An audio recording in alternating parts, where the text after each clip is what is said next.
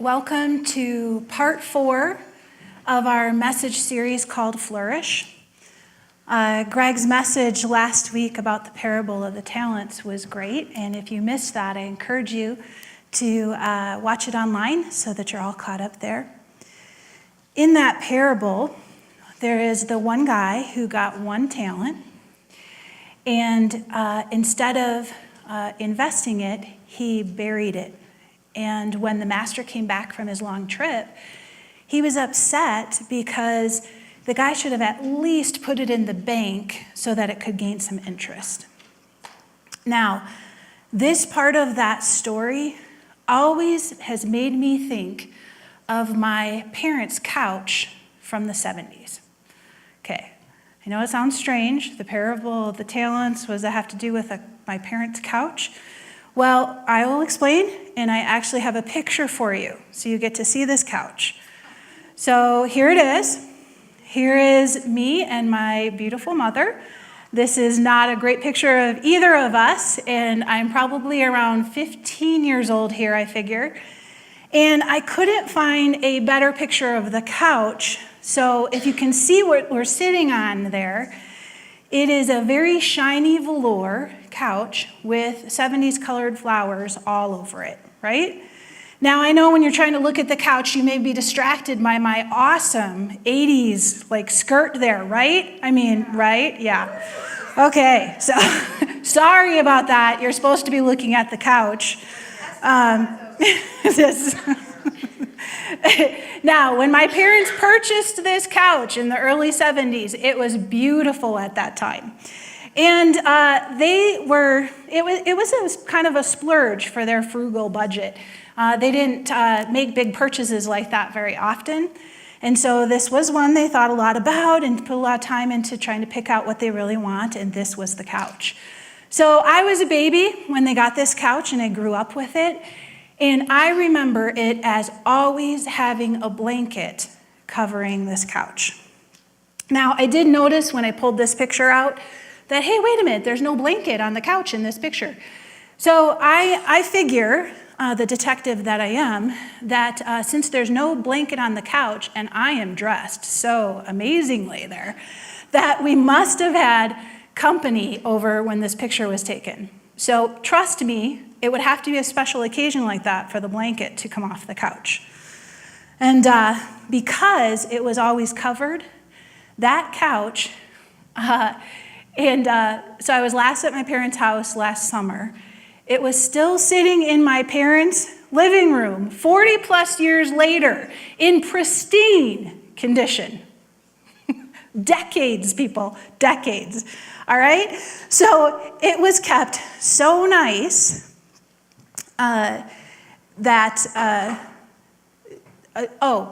before that, this is funny. So I texted my dad this week because I was thinking I'm going to get you guys a current picture of this couch, right? So I asked him, hey, will you take a picture of the couch and send it to me? And I felt so bad because he just really did not want to tell me, poor guy. But he was like, oh, I got rid of the couch. I'm like, no, that's okay. That was actually the whole point of the example in my message, is that you should have gotten rid of it a long time ago, so don't worry. It's okay that you finally got rid of the couch. So through the years, I saw this couch go increasingly out of style. And it was in such good condition that my parents couldn't bring themselves to get rid of a perfectly good couch, just to get a different one.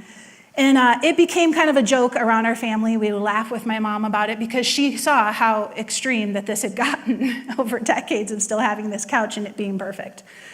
But as much as it was a joke for our family, it was also a lesson for me. And I decided, because of that couch, that I would not hide my stuff under a blanket. And believe me, the couches in my house are not pristine. And they are not close to. They might be decades at this point. But anyway, I was not going to hide my stuff under a blanket, and I wouldn't approach my life like I was waiting around for some special unknown occasion to come along to use things. And I wouldn't bury my talents. I wouldn't cover them up and be afraid to really use them. And in that parable of the talents, my picture is so the master comes back, from his long trip, and the guy's like, oh, okay, I'm gonna go back and dig up my talent. So he gets it back out. And I picture him polishing this all up and making sure it looked all perfect because he had kept it in pristine condition, right? So he's gonna give it back to his master looking all shiny. But the thing is, he didn't understand the point of the talents wasn't to hand them back in pristine condition. It wasn't for them to be shiny and unused. The whole point was for it to be used. And so I took that to heart for my life, and I purpose to use my talents. And that doesn't mean I treat my stuff or myself or my talents in a careless way, like I don't care and I just trash them. I don't do that, and I don't gamble away stuff just to be frivolous. But I really do plan and do use them, investing them in things with great return and things that have eternal impact. And I trust God that when I need more, it'll be there. And that way, what I have to use, it would be right for the time, rather than outdated and holding me back from moving forward. So there's my example of the couch. Another part of Greg's message from last week that stood out to me was his final point. He said, being ready means having our thoughts and actions align with God's will. So I'm preparing for the message this week, and I'm praying and reflecting on the word flourish, because that's our series title, and thinking, so what do you have for us, God? What does flourish mean? And I kept being drawn to these words from Greg's last point, because I think that it means the same thing. You flourish when your thoughts and actions align with God's will. So being that we need to be ready for God and that we all want to flourish, it's important that we ask ourselves good questions like, what do our thoughts and actions align with? Is it God's will? It can be helpful to think about it this way. Your thoughts and your actions are driven by what you value. Right? Makes sense. Your thoughts and actions are driven by what you value. Do you value God's will?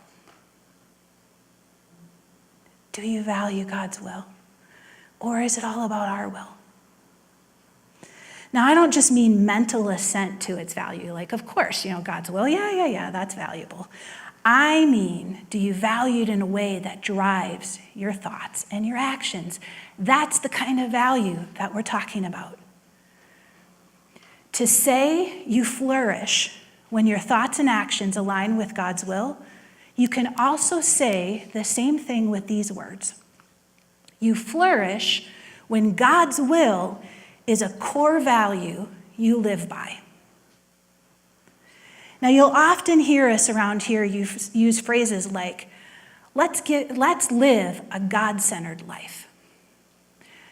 Or make sure to keep God at the center. And I've been asked, well, what do you actually mean by that? You know what I mean? It's worship God above all else. Love God above all else. Value God above all else. Let him be what everything else flows out of. Loving others, providing for your family, having fun, those can all be really good things, great things. I want you to have those. But if they become the center, if your value for that is more important than God, it will become an idol, and you'll find out life does not flourish that way. Those things, even well-meaning, do not make good gods. Only when they flow out of your central value for God's will those things be the blessing in your life that they're intended to be. The greatest commandment is love the Lord your God with all your heart, with all your soul, and with all your mind. This is the first and greatest commandment. And the second is like it, love your neighbor as yourself. First, love God. Second, love others. in 1 John, this is love for God, to keep his commands, and his commands are not burdensome. Loving God first, is doing his will. You flourish when God's will is the core value you live by. And then you can see in Matthew here, seek first his kingdom and his righteousness, and all these things will be given to you as well. His kingdom, his righteousness, that's God's will. Seek it first and let everything else flow out of it. Now, let's look at a circle diagram. I threw this together to help picture what we're talking about here. And this is just a simple example, and I could have filled it in much more. And I'm not saying everybody should have all of those things on there. But notice, that's what I want you to notice, is that God's will is at the center, and the other values are around it. Now, you can have additional core values, but in order to flourish, I encourage you to choose God's will as your most central value and let the other ones be layers around it that flow out of it. And the closer to the center that those values are, the more core values they are. Makes sense? But in addition to core values, you have other values in your life. You have lots of them, more than you probably even realize, that aren't necessarily core values. They're just farther out in the circle. And like for me, I value making people happy. I value having people like me. No shock there. I'd much rather people like me than hate me, right? But at times, this desire to make people happy can come into conflict with a more core value of loving others. And when that comes into conflict with a core value, then the core value should override that. So, I should love people more than make them happy, right? So we see how this works, where that's central and everything flows out of it. And not all of what you value has to have some big spiritual message to it. I'm not saying that. I am just saying, giving you a picture that if they conflict at times with God's will or core value, that the core ones should be what overrides. Are you seeing the importance of knowing and reflecting on your values? Because whether or not we're aware, how we live flows out of our values.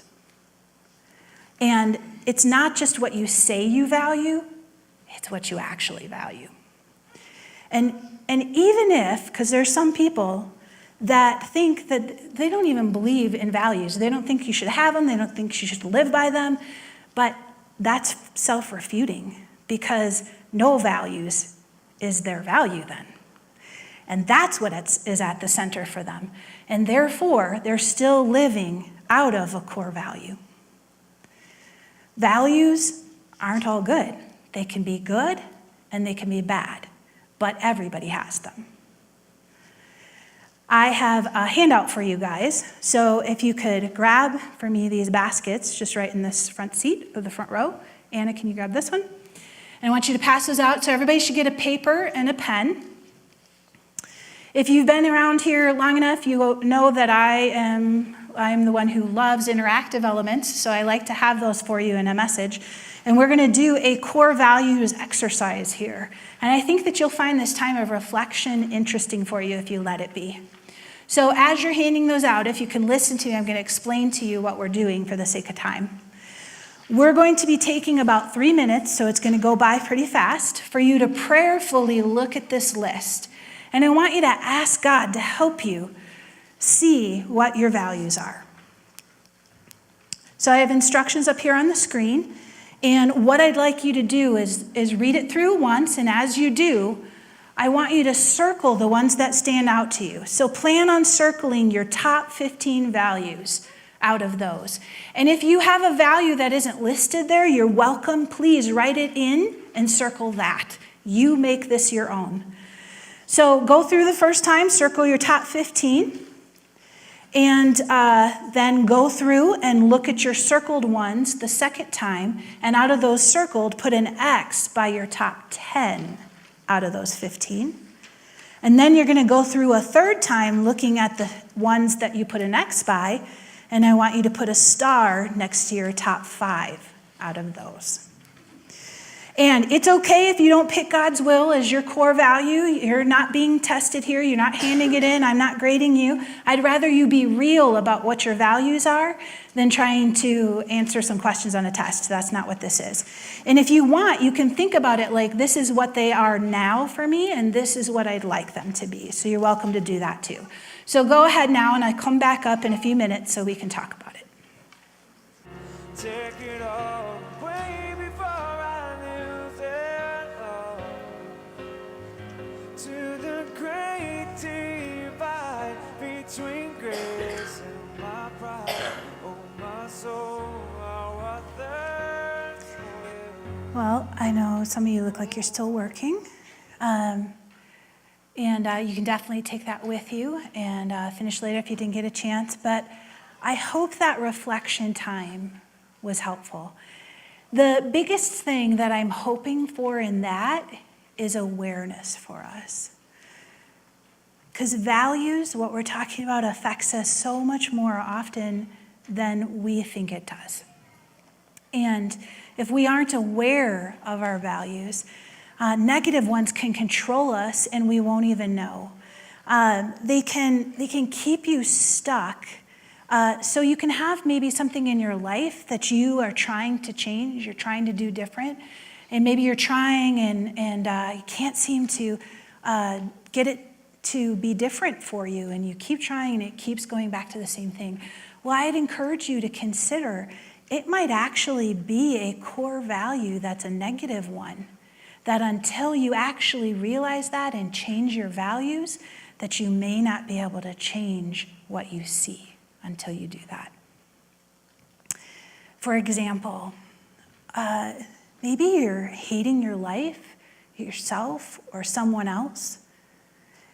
Consider that maybe you're under the pressure of a value for perfection, or ambition, or image. Another example would be, are you dissatisfied and angry? Maybe you're under the pressure of a value for recognition, pleasure, or making money. And those examples could go on and on. It's when you put God at the center, though, that those negative ones start to lose their hold on your life and you'll flourish. Now, whenever we have a discussion like this, it's really important to mention that flourishing this way does not mean that you will never face hardship. That's not what flourishing is. Because even a flourishing tree, the storms in winter will still come. But when your thoughts and actions align with God's will, your roots go deep and you will be able to sustain through the storms. And winter may take away green for a season, but if you're giving it to God and your roots are deep, He will carry you through. And even if you let Him use the moisture from the winter to bring you back more plentiful in the spring. And I like that picture of moisture or water when we're talking about flourishing. I was actually talking to a friend recently who used to attend Renovate and has moved away. And she was telling me that she talks about Renovate so often that the people around her are noticing and pointing it out to her and saying, you talk about them way too much, and that's not normal, and maybe there's something wrong with you or them. And it was starting to make her feel bad and question herself. But when I asked her about that, and I asked her if she thinks that she would be better off without Renovate, she had no doubt that it has been beneficial to her life. And when I asked if people that were saying this were thinking about it out of what's best for her, she said no, that they don't even know her, that they don't really listen or seek to understand, and they definitely don't respond in a way that expresses care for her like the Renovate community has. And when she gets with Renovate people, she said it's like water on a dry ground. She gets refreshed. And this community helps her flourish. living out in the world sometimes feels like a desert, and Renovate has become her oasis. Why? Why? Why would that be the case? It's because God's will is the core value of Renovate. It's the core value of the community that's being formed here. And she has made God's will her core value. So of course she feels at home here because our values are the same. And she's out there now trying to live from these values. And the others around her haven't experienced this. And they feel uncomfortable sometimes because they don't know how to deal with somebody that doesn't value things like a perfect image or making fun of people. And because people with these kind of values are the majority around her right now, she starts to question herself and feel the pressure to change to fit in. But as soon as we talk about what's really going on, the confusion lifts. Because when I ask outright if she's willing to trade her values for theirs, she's able to say, of course not.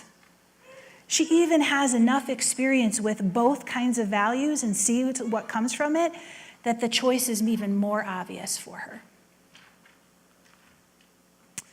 Be aware of the power of values and how they may be affecting your ability to connect.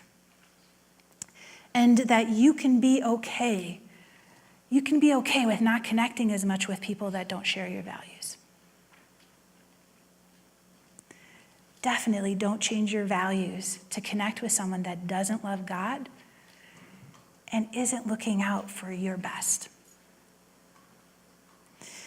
Greg and I were with Riley last night at Colorado Christian University for an event, and they had a special speaker, and it was fun to see how much his message related to what I had already prepared for tonight. And one of the things that he said that I thought was really good, he said, make your closest friends with those who are friends with God. Make your closest friends with those who are friends with God.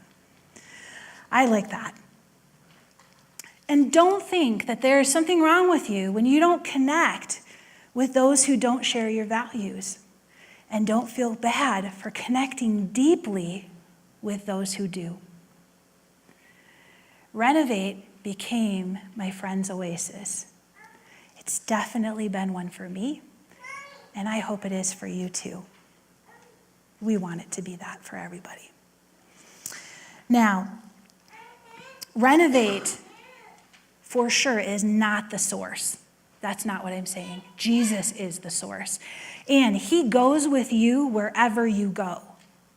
He's with my friend. But Jesus knows what it feels like to be in the desert, and he gave us the local church as that oasis.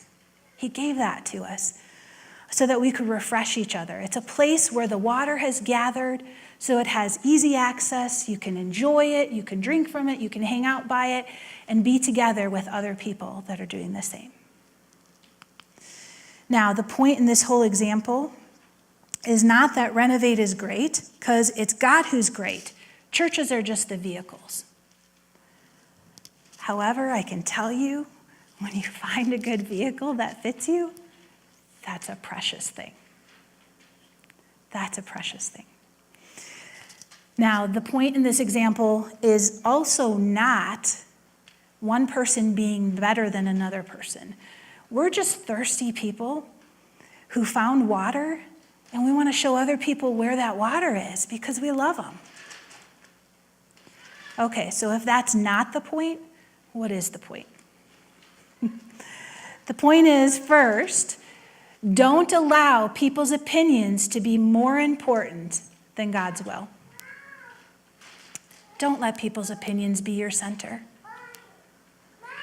And be prepared. Be prepared, because if you do this, it's different. Some people just don't even know what to do with you. To live by a standard of what's right that isn't based on people's opinion is even offensive to some. You're like an anomaly. And some people think like, how dare you not care what people think? And if you believe in a standard of right, well, then you think some things are wrong. And boy, I don't like that. How judgmental of you. Anybody ever felt that from anybody? But really? Really? Because what I see is people with a value for God are the ones who more often get judged and rejected. Have you experienced that too?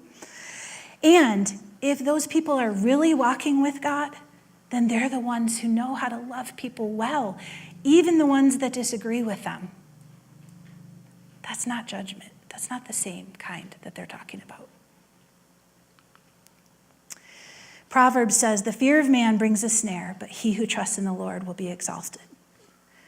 The fear of man means putting too much value in people's opinions. Number 2, don't let the world shame you into being a slave to what it says is valuable. Don't let worldly things be your center.